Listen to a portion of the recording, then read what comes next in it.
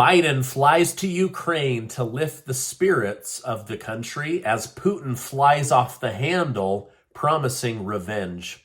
Trump is heading to the train wreck town to show Ohio his support.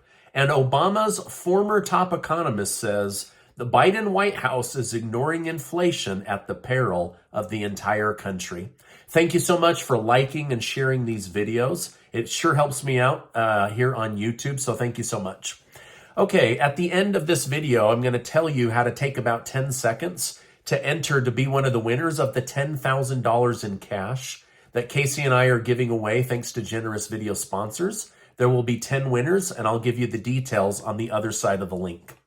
President Biden made a surprise visit to Ukraine this morning to spend time with the people and also with President Volodymyr Zelensky. This after the State Department promised the American people Biden was definitely not going to stop in Ukraine on his way to Poland. I get it. You lied in order to protect the president. While there, the president offered Zelensky another $500 million of American taxpayer money for weapons and also cash in order to continue to fight Vladimir Putin and the Russian Federation army. Some are saying this visit was a little over the top. There was tape showing Biden all the places that he should walk. Also, they had sirens blaring the entire time that Biden was there, even though Kyiv was not under attack. So it seemed to be a little bit of like theatrics in order to maybe justify asking for another $500 million, but they got it. And now Biden is on his way to the country of Poland. Okay, now speaking of being under attack, President Joe Biden is picking up a lot of heat and criticism from American citizens who say, really? You went to visit Ukraine and didn't even take time to visit East Palestine, Ohio, where the government blew up a derailed train full of toxic chemicals and put a mushroom cloud all the way that you could see it from space. Now, I'm not going to lie. I thought the explosion came from the derailment crash, but according to experts on the ground that were brought in to consult on the handling of the accident and the toxic chemicals, the U.S. government, under Pete Buttigieg's blessing, blew up those train cars.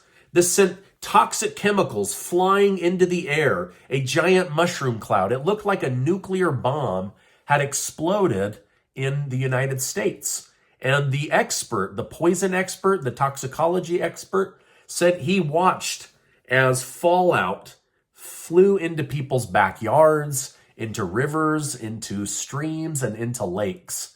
So now the government is telling people, do not drink the water. It is poisoned. This after telling them all is well, go back home. Luckily, the American people put up a fight, and channels like mine have been bringing attention to the crisis. And now they're saying, whoa, wait a minute, do not drink this water. This place is poison. So this is very good news, and I'm grateful to be a part of that. I didn't even know that they had blown this up because they were arresting people for trying to cover this story. Like, they did not want people finding out that it was the government that blew up these train cars. Now, according to news sources, former President Donald Trump will be visiting the area next week to see how he and his private donors might be able to help the town recover and get back up and running.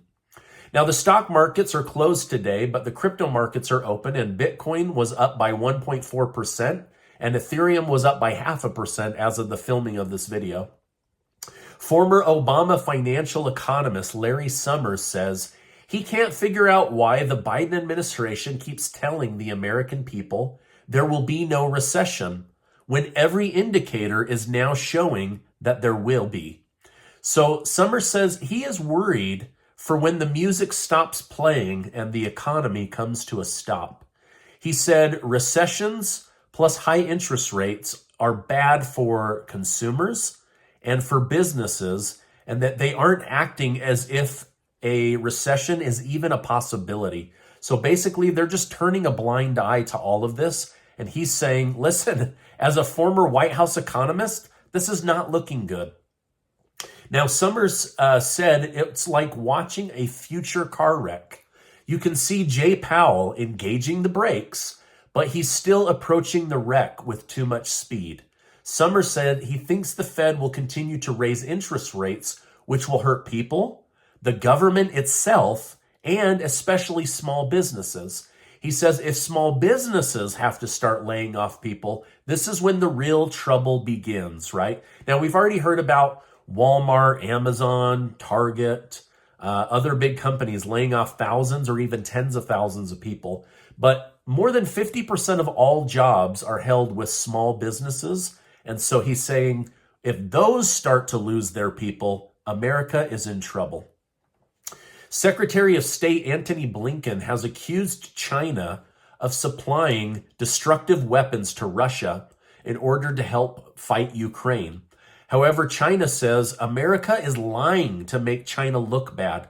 Now, I don't know whether this is true or not. This is just in the news, but this would be very bad on both sides. If China is in fact supplying destructive weapons or munitions to Russia in order to take out Ukraine, that would be very bad, right? That would basically make them look as bad as Iran. On the other hand, if the United States is lying in order to stoke fear or make China look bad or provoke a war, that would also be very, very bad.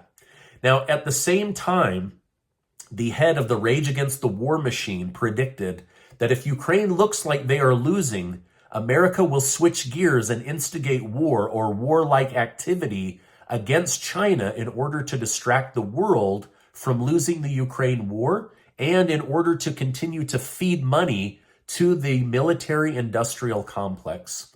But what do you think is going on? Do you think the United States wants to stoke a war with China? Do you think that they're setting up a plan B in case things don't work out in the Russia-Ukraine war? Let me know your thoughts down below. Now, as we approach the one-year anniversary of the Russia-Ukraine war, there are many stories going on, so it's a little bit hard to know what's true and what's false. Many say that Putin is planning a massive assault on Ukraine to show his force of dominance against NATO. Others say he's trying to provoke the United States or at least a single NATO nation to enter the conflict. And he might get what he wants. Poland said today, with Biden visiting, that part of their discussion will be Poland giving fighter jets to Ukraine, but they say they're only going to give fighter jets if President Biden agrees to give United States fighter jets. So I'll keep you in the loop on that. Now, one thing we know for sure is that Ukraine is struggling to keep up with weapons, fighters, and ammunition. Meanwhile, Russia has all the resources they need, and their munition factories are running 24 hours a day to ensure that the Russian Federation Army has everything they need. So I don't know what's going to happen as we approach the one-year anniversary later this week, but maybe let me know down below what you think is going to happen.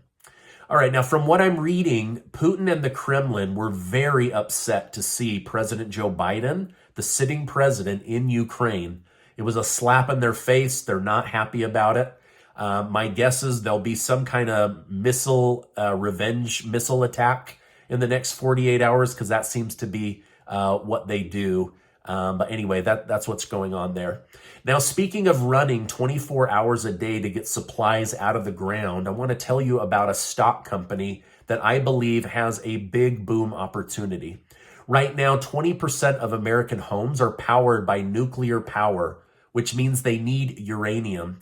However, that 20%, nearly 100% of that uranium comes from Russia, and it's under the control of President Putin.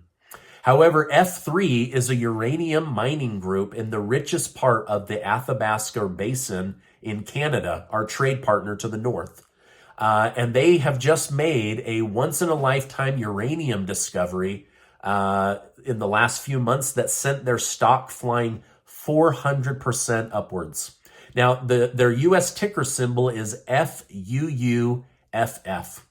And they can be found on most major trading platforms, F3 Uranium. Now, the stock has gone up, but I want to point out two really exciting things, and you're definitely going to want to research this group.